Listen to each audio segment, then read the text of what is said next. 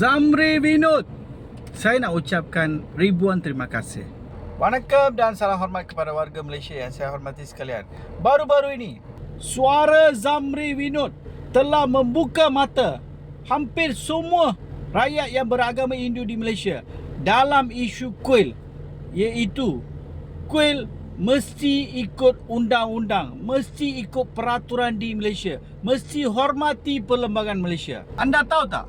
Suara Zamri Vinod yang begitu tegas dan berani telah memaksa Malaysia Hindu Sangam untuk keluar, yang selama ini tidur dalam gua, keluar memberi satu kenyataan media. Malangnya, disebabkan perkara ini, keadaan di Malaysia menjadi tegang antara dua kaum. Tetapi saya cuba fikir perkara ini out of the box. Saya cuba cari perkara positif daripada isu ini.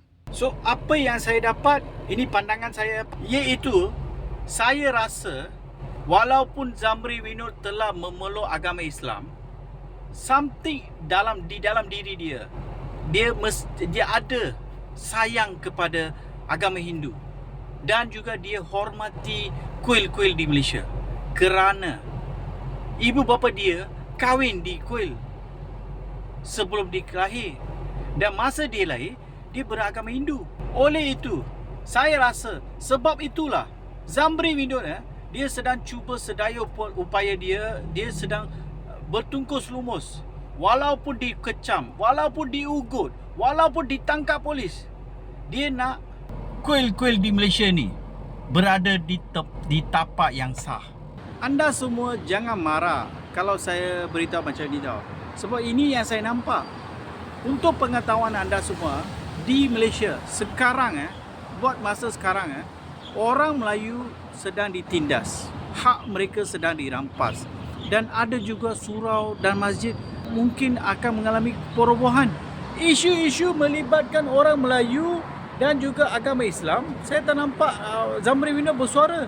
Contohnya isu kampung Sungai Baru, penduduk di sana hak mereka telah dirampas dan mereka telah ditindas. Saya tak nampak satu hari pun muka Zamri Vinod di sana. Rumah-rumah orang Melayu di kawasan Gombak dan juga kampung Cupada, rumah mereka telah diroboh. Saya tak nampak Zamri Vinod berani muncul, buat video, buat podcast. Saya tak nampak. Zamri Vinod tak buat. Zamri Vinod tak bersuara untuk surau Al-Karamah di Ipoh. Dia tak bersuara.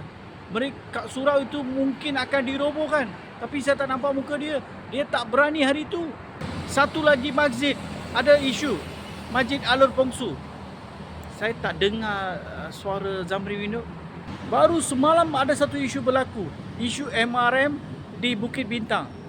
Sehingga hari ini saya tak dengar apa-apa pengumuman daripada Zamri Vinod untuk buat satu protes aman ke apa pun, saya tak dengar.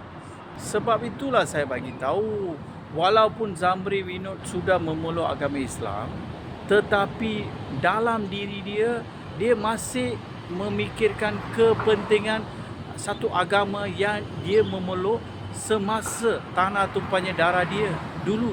Dan saya rasa juga dia sangat sayang kepada bangsa dia tau. Bangsa India. Dia bangsa India kan.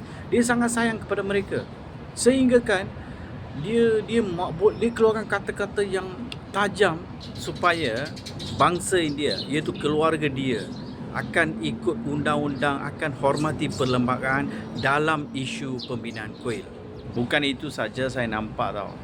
Sekarang apa yang saya nampak, Zamri Vinod sudah jadi hero kepada bangsa Melayu.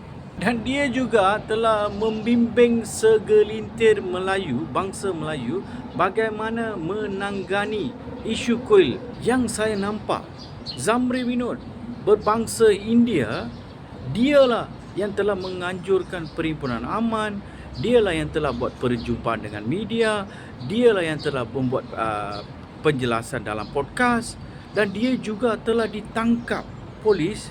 Inilah dia keluarga satu Malaysia yang selalu saya katakan. Perdana Menteri kita pun telah bersuara selepas mendengar pendanaan Zamri Vinod yang berbangsa India ini. Bermakna kemungkinan besar Zamri Vinod orang bangsa India yang pertama jadi Perdana Menteri. All the best Zamri Vinod. Jangan berhenti mencuba.